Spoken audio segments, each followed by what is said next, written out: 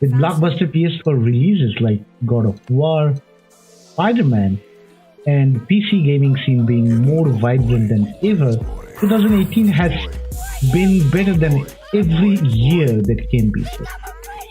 It was the year of God of War. It was the year of Fortnite. It was the year of Ninja.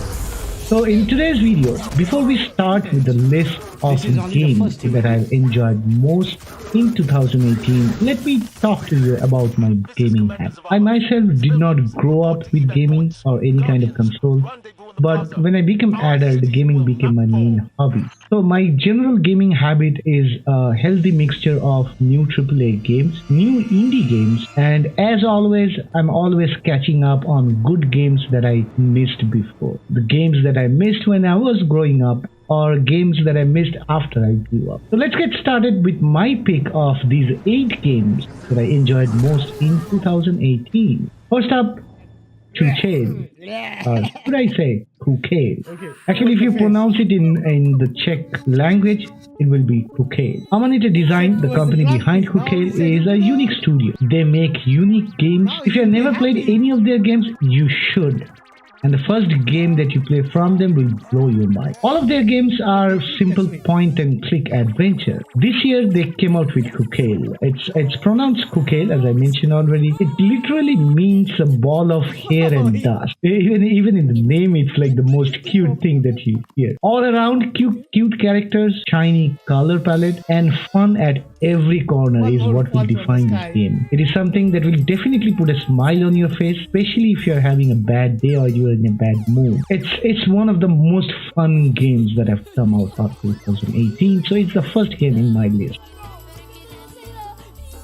That was an awesome ending.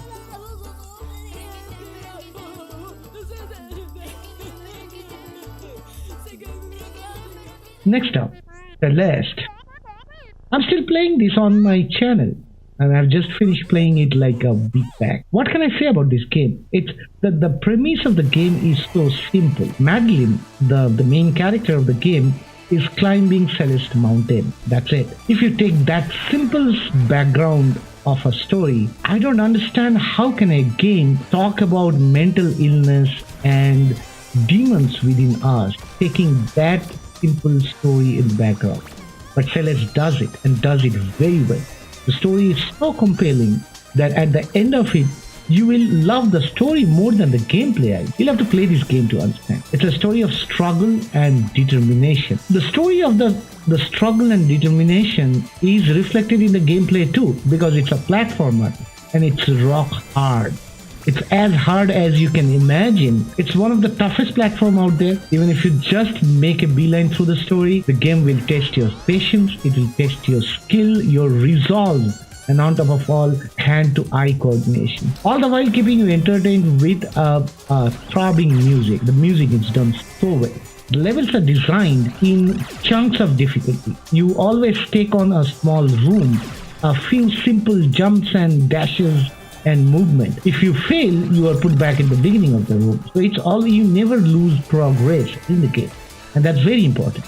So the game does not punish you for your failure. Instead, it asks you to learn from your failure. So after a while, you will get muscle memory, which will help you immensely to complete some of the very challenging codes. This game is the best example of a platformer I have ever played, and it will live on the level of classics like Super Meat Boy, in my opinion. It has one of the most epic and different boss battles. I have never seen a boss battle this interesting done.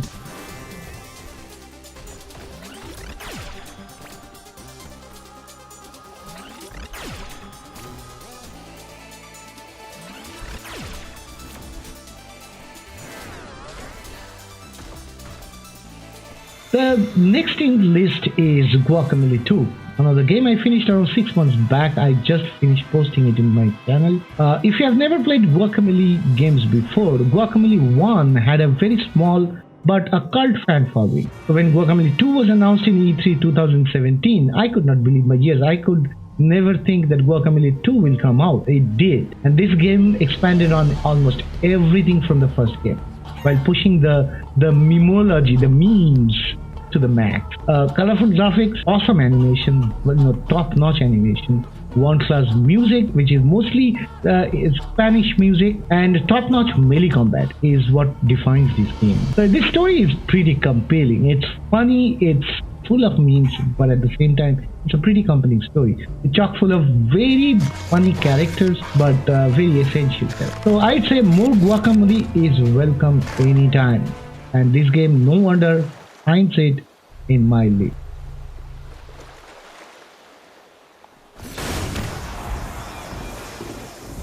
Next up, to no one's surprise, Marvel Spider-Man for PS4. All of you guys who do not have a PS4 and still playing Xbox, I feel for you. I wish this game came out for every platform. Superhero games are very easy to mess up. You know, the superhero games, they always have to walk on the thin line, because they always have to balance between the image that is already set in the fans' mind and making it a compelling and at least have something new in the game. Spider-Man did excel in almost everything. Top-notch web swinging, that was the best thing, you know, the first thing that you judge the game, because it's a Spider-Man game. It got super fun and deep melee combat, a compelling story. The story also is very important to me.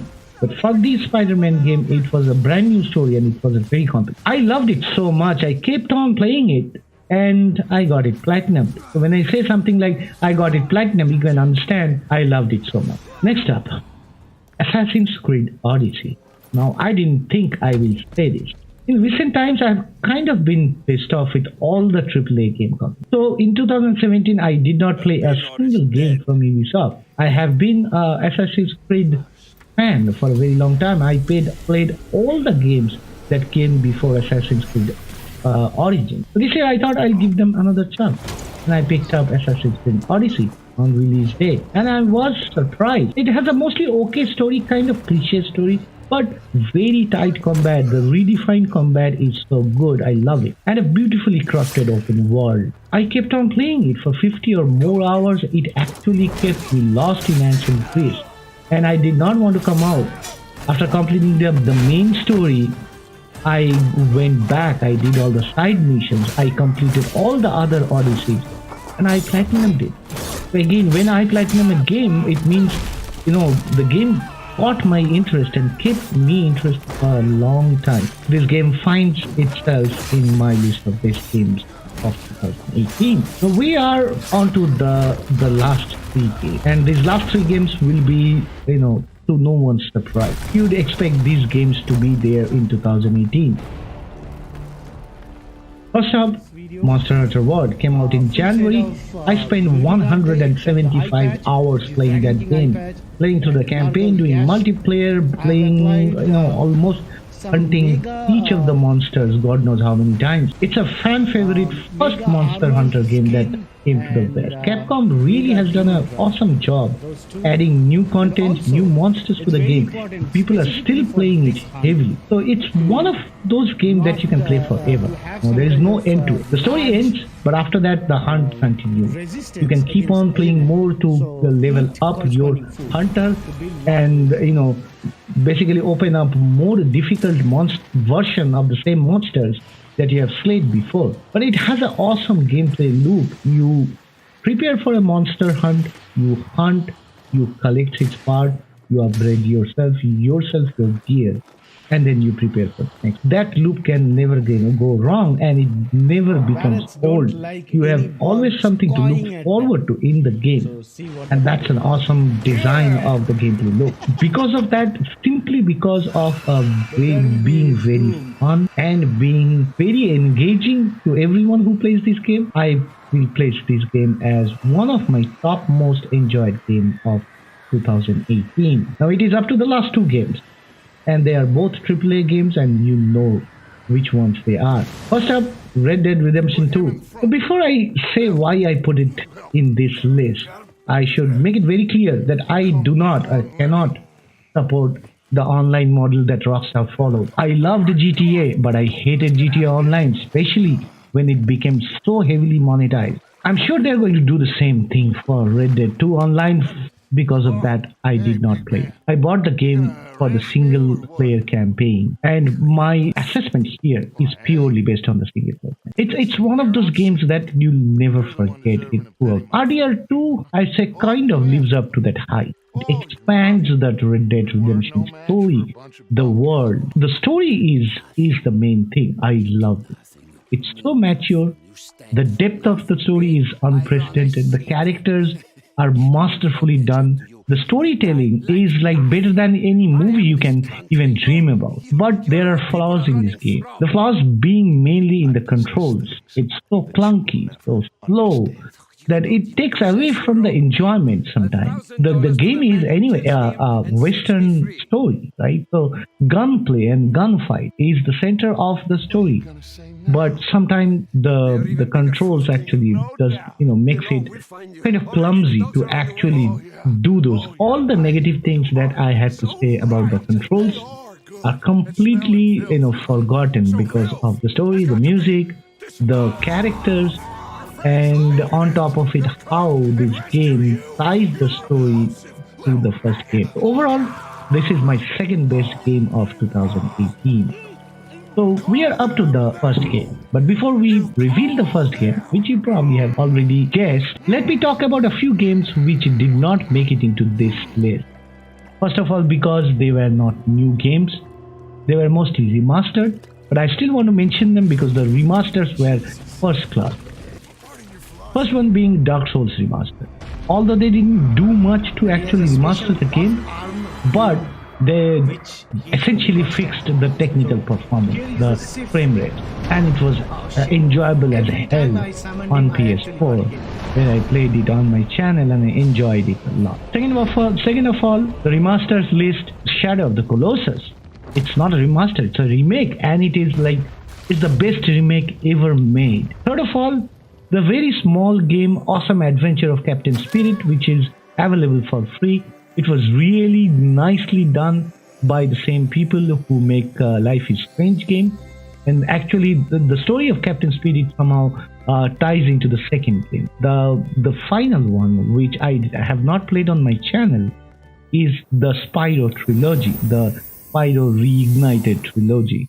The remake of those three games, I have played all three of them, completed them, and it is pretty nicely done.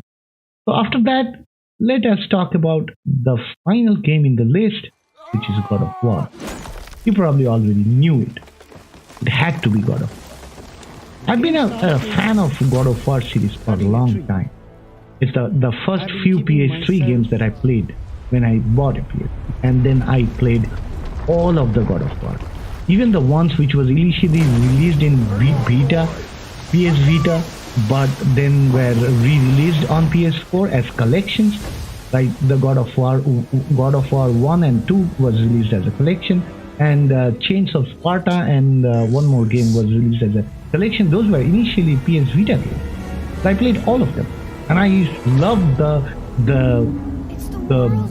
badassery of Kratos, who destroyed the pantheon of the Greek god. But here, the new God of War tells a different story. When this game when I played it, it actually blew my mind. From the first scene till the last moment, when I got a platinum, and then I kept on going, I kept on playing. It kept me mesmerized. And even after the platinum bell rang, I couldn't stop playing. I started up NG Plus, and I again jumped into the story and completed it. So, on Twitter, I personally thanked Cory Barlog and the Santa Monica Studio for making this game, for reinventing Kratos, for reinventing God of War. And I'm sure there will be more games on this series, and I love them. I'm sure in the future, a lot of people will talk about God of War being one of the example of games, how AAA games are done correctly. It doesn't have a multiplayer, it doesn't have microtransactions. It's pure and simple single-player joy, single-player campaign, and you can buy it in one price and then enjoy forever. When it comes to the story, they redefined Kratos, who is known for his badass, as I mentioned, who has destroyed the whole pantheon of Greek gods. He is now in Norse domain. He fled that world, that realm, and he's now a father. So that will be the So best in this way. whole game, we see much more Wait for her to attack. mature React. Kratos, If she closes who is down, then teaching his son to survive after go for a after Kratos' wife died, and they are in a harsh and cruel land. But Kratos has a very storied past, and that past haunts him. It makes his present all unbearable, kind and he of doesn't want to variations that- reveal his past to his son, which makes their relation, and she has a you know, huge suffer. health bar. So And we go only through this attacks story, are this heart-wrenching story, And at this point, through the both game my axe and the to blade basically is end up, upgraded to you know, the massive whole blade. journey, And I have which was to everything bury the perfect. ashes, or actually, you know, spread My the armor ashes of Kratos' is wife from the maxed highest mountain. in upgrade. So it will tug on your heartstring a little bit. It's an emotional journey which leaves us wanting more of the gameplay, more of the story, more to know what happens next. The game has been So, building up to. for reinventing Kratos, for reinventing the God of War, for a very awesome gameplay loop and combat, for making us want more, God of War finds itself at the top of my list It definitely of takes games a lot of try that came out in to 2000. understand all the attacks that she can do. I could not thank Koi Warlog and the team at And then Sony Santa Monica enough Basically, for making it's a test a of fan patience like me so happy with this and game. taste of not making mistakes. So with that, we have run through the list of all the games that I enjoyed most in 2018. If you watch this video, this long video, and you have your best games of 2018 to share, please put them in the comment down below. I would love to know what games you played and you enjoyed most in 2018. They don't have to come out on 2018. They can be from any time. And I hope you liked this video. If you did like it, give it a thumbs up. Subscribe to the channel for more awesomeness in 2019. Nope, that GameChangerX out.